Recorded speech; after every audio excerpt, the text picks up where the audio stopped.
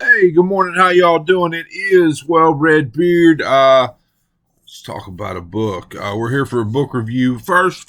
Hey, I've been off of this for a few months. Growth stagnated. It's my fault, you know. Now it wasn't that great to before, but it really, stagnated while I was away. Tell your friends. Subscribe if you're here and you're watching this and you're not subscribed. Subscribe. It helps us out. Small time booktubers. Watch a video occasionally, but help me grow this thing. Anyway, that's enough about that. Let's talk about a book. We're here for a book review, and I love this book. I gave this book 5 stars. It's called Future Skinny by Peter Rosch. Eat to see to live. Casey Banks is a devoutly anorexic man who discovers he can see the future by binge eating. His new plan? Perform visions for cash while staying thin by any means necessary. Reading futures proves to be lucrative, but when he ignores a vision of his girlfriend committing a grisly murder, it sets Casey on a dangerous path toward a destiny he'll do anything to avoid.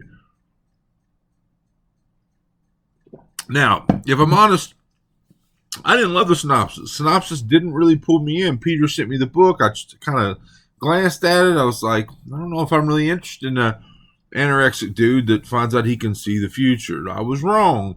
When I was reading this book, I was completely and absolutely wrapped throughout the entire thing. And again, because of that, it has this feeling of, I kept thinking of Duncan Ralston's Womb while I was reading this, which again, the books are not related in any way, shape, or form. Ralston's book is a very, very extreme in horror and extreme in sexual nature type of book. And I'll leave it at that. This one isn't that way, but it did have the bizarre elements of the anorexia and all that. And I just, while in these, I found all the underlying stuff, all the cool themes, the pretty parts underneath, otherwise kind of a ugly premise, I guess. And so I can't really explain why, but that is the truth. That while reading this, I was thinking of Ralston's Womb. Now I only read that book 4 months ago, so maybe that's why. But anyway, also, because our main character finds this new skill, and that skill brings him some money, but then brings him some trouble. I kind of felt like this bizarre Breaking Bad connection. Our guy can see the future. He can't make perfectly straight out of the science classroom crystal meth, but that comparison did come to mind as well.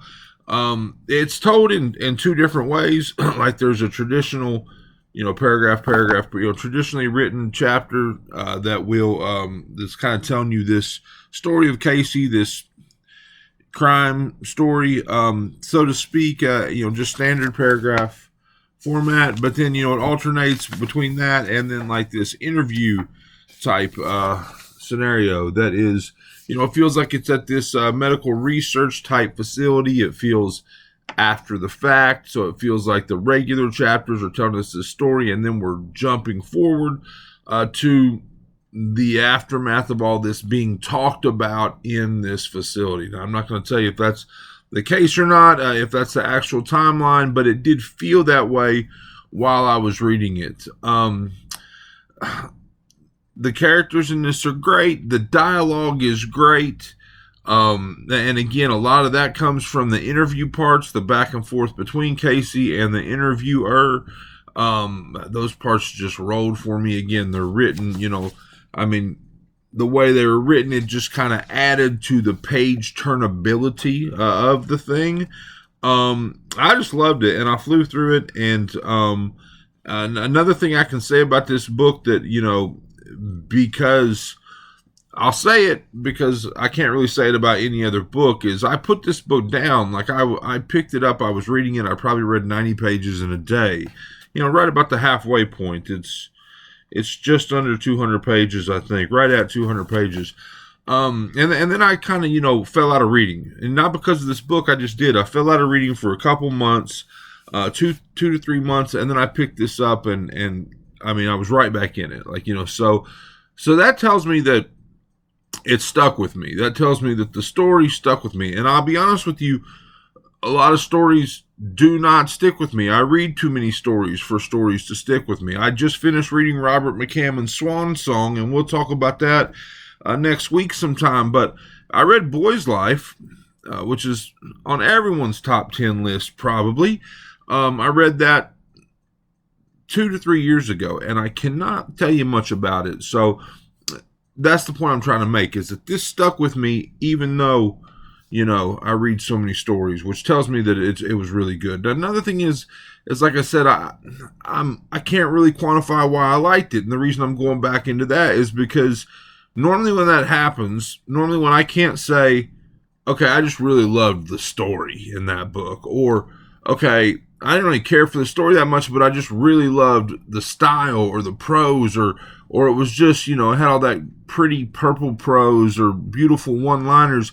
Yeah, normally you don't get both, and in this one, like I couldn't really single one side out, and I couldn't really say that, oh my God, I just love the story, or oh my God, I just love the prose, but I love the whole thing. And so for me, like I said, when I can't put my finger on it, it just felt like it was a bit of everything coming together. It was super clean for an independent book. I mean, again, I read part of it earlier, but I didn't find any typos or anything like that. It was just enjoyable experience the whole way through. And for me, like I said, it was my first experience with Peter Rosch. I didn't know what to expect. The premise didn't really turn me on, and the book was awesome. So, I don't often ask you to take my word on something without really being able to tell you why it was so awesome. I mean, I guess I gave you some details, but I'm telling you, this book is awesome, and it's just a really, really fun read. Not really horror, but definitely some horrific elements, some cool kill scenes. Again, great dialogue, great characters. You really like Casey. You really like his girlfriend. I really like the bad guys. The bad guys in this, were like believable, I guess is the word. Sometimes I have a hard time believing in the big bad, but they're really believable in this. So I think I've talked enough. I enjoyed it. 5 stars. Didn't expect 5 stars, but it's 5 stars all the way. It'll be in my, it'll be in talks for top independent novel anyway of 2022 for me. So, Well Red Beard, hope you enjoyed it. I hope you're enjoying all of them, all your books, as much as I am. If not, you are reading the wrong damn books.